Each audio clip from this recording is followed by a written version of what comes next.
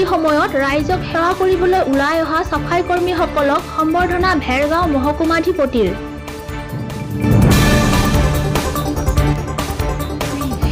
যি সময়ত সমগ্ৰ বিশ্বতে কৰোনা মহামাৰীয়ে সন্ত্ৰাসৰ সৃষ্টি কৰিছিল, বহু নাগৰিক স্বদেশলৈ ঘূৰি আহিব লগাৰ পৰিস্থিতি হৈছিল, সেই সময়তে বহিদেশৰ পৰা অহা লোকক 14 দিনৰ বাবে কোৱাৰেণ্টাইন চেণ্টাৰত ৰখা হৈছিল আৰু সেইসকল লোকক সুচাৰুৰূপে শুশ্ৰূষা কৰিবলৈ নিজৰ জীৱনকো তুষ্ট জ্ঞান কৰি যিসকল লোকে সাফাই কৰ্মী সহায়িকা হিচাপে ওলাই আহি সেৱা আগবঢ়ালে, সেইসকল লোকক আজি ওদালগুৰি জিলাৰ ভেৰগাঁও মহকুমাধিপতি কাৰ্যালয়ৰ ভৱনত সম্বৰ্ধনা জনোৱা হয়।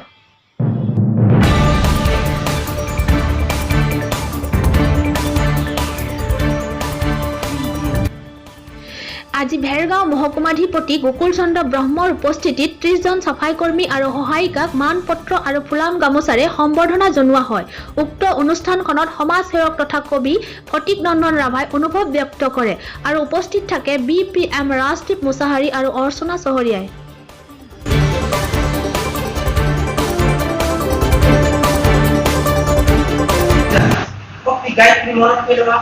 অবাধন নির্বাণ যেটা তোমার জল নিরালিত সত্য কম্পমান ও মোর আপন পাহাড় মূর্তি অজয় নবদ্বার। আর এই কবিতাগুলোর জড়িয়ে আমি যে এই যুদ্ধৰ কবি যোদ্ধা, আমি সংকৰ পৰা যে যোদ্ধা আমি ভূমিকা পালন কৰিছে এই কথাটোৱে মোটামুটি বুজাব বিচাৰিছে।